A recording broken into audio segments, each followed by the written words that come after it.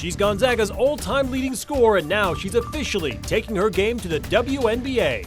Who drafted Yvonne Ejim tonight? The harmful chemical that builds up and builds up and builds up. So-called forever chemicals have been found in the Spokane River, what experts are predicting, and their recommendation.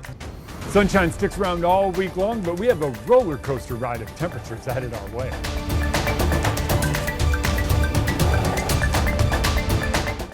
Good evening and thank you for joining us for the KREM 2 Night Report. I'm Mark Hanrahan. New tonight, the dangers of forever chemicals found in our local waterways. We've been reporting on PFAS contamination in the water around Airway Heights for years now. Tonight, people gathered to discuss the chemicals found in the Spokane River. KREM 2's Connor McAvoy was at that meeting tonight, and he brings us more. A couple dozen people gathered at the Unitarian Universalist Church of Spokane Monday night, but they weren't here to worship. Instead, they came to learn more about per- and polyfluoroalkyl substances, otherwise known as PFAS, and its presence in the Spokane River. PFAS, the so-called forever chemicals, are used and in a long list of products that we commonly use. In fact, there are about 14,000 different variations of these chemicals, and experts say they can pose real risk to humans. The health concerns then include metabolism interruption, thyroid trouble, high cholesterol, certain kinds of cancers, and in childhood vaccines, sometimes the vaccine doesn't work right. John Hancock is the founder and president of the West Plains Water Coalition who hosted the meeting. He says the group started after PFAS was discovered near his home in the West Plains near Fairchild Air Force Base in 2017. It was later found near the Spokane airport. The Air Force got busy right away to understand it, to provide filters for a lot of homes, but they don't talk very much to the general public about what's going on there. The meeting had a geology professor, Spokane riverkeeper, and member of Spokane Public Works give their perspective on the chemical. The goal is to educate the public about PFAS and why the chemicals should be welcome in some areas more than others. PFAS is common in certain clothing items and cookware, but its discovery in the Spokane River is raising alarm for Hancock and other members of the coalition. This chemical is hazardous in parts per trillion. It's an unimaginably small amount of a really harmful chemical. While amounts in the Spokane River can vary, Hancock says any amount of PFAS in the water is still a concern. He says he hopes everyone attending the meeting took away an education and an understanding of what to look out for in the water supply and try to minimize it. But now that we know how harmful this is, let's just get together and figure out how to apportion the duty and the cost and the cleanup. Connor McAvoy, KREM 2 News. Washington State University fraternity Alpha Sigma Pi is losing its recognition for the next 5 years amid hazing allegations, according to the WSU Student Organization Policy Violation Report. An investigation found that in the fall of 2022, fall of 2023, spring of 2024, and fall of 2024, in those semesters, members of that fraternity pressured new members to consume alcohol and cannabis. It also found they initiated members by giving tasks to new members, which created a, quote, power imbalance.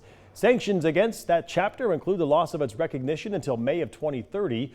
Alpha Sigma Pi must also be an alcohol-free chapter for 2 years upon re-recognition. And the chapter must meet with the Center for Community Standards upon re-recognition. Now, this isn't the first time this chapter has seen this type of consequence.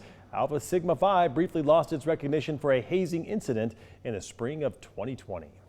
Today, Vermont Senator Bernie Sanders made his way to Idaho as part of his Fighting Oligarchy tour, and tonight he was joined by U.S. Representative Alexandria Ocasio-Cortez. The two addressed a crowd of nearly 13,000 at the Ford Center just outside of Boise. They did not hold back, calling out what they described as the billionaire class that continues to exploit working Americans. Some of those who showed out for the rally wanted to hear a hopeful message, one that makes them feel united. I'm very concerned about the way our country's heading. It's happening at a very rapid rate. Very disconcerting, and I need to have my voice out here, and I need to be a number in the crowd. There was a tense moment when Senator Sanders said Israel, like any other country, has the right to defend itself from terrorism, but not the right to wage an all-out war against the Palestinian people. The crowd cheered, then a group of people draped a Free Palestine flag over the American flag that was hanging behind Sanders. Those people were removed from the rally tonight.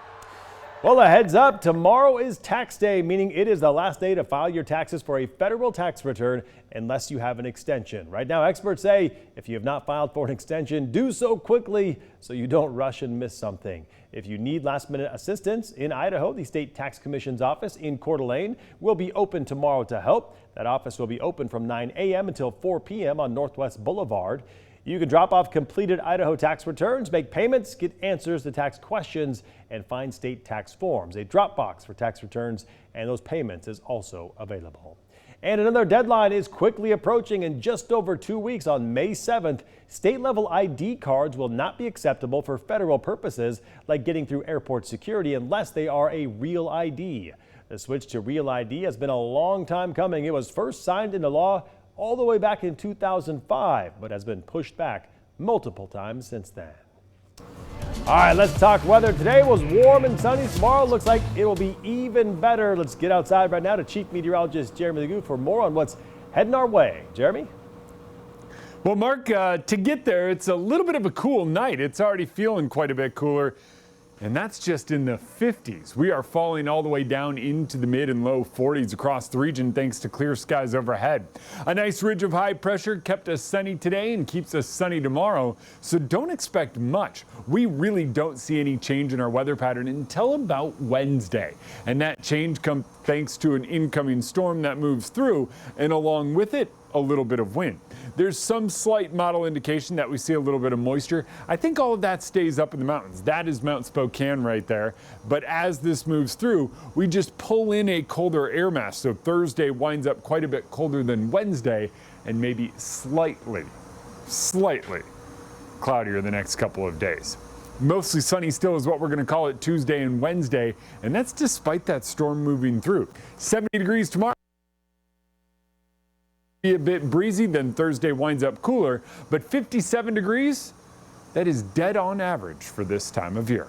Mark? We'll check back in with you later in the show. And now to our night beat with a quick look at today's top stories. A Spokane man and Vietnam veteran is hoping you can help return his comfort companion after he says someone likely grabbed his dog from outside of his home. Michael Zorn says his 12-year-old Yorkie and Dachshund mix escaped on Saturday. Dashcam footage shows a blue car stopping near Tika after she escaped. Zorn says Tika is a service animal that helps him with PTSD and anxiety. If you have any information on Tika's whereabouts, you can call the tip line at 509-359-5500.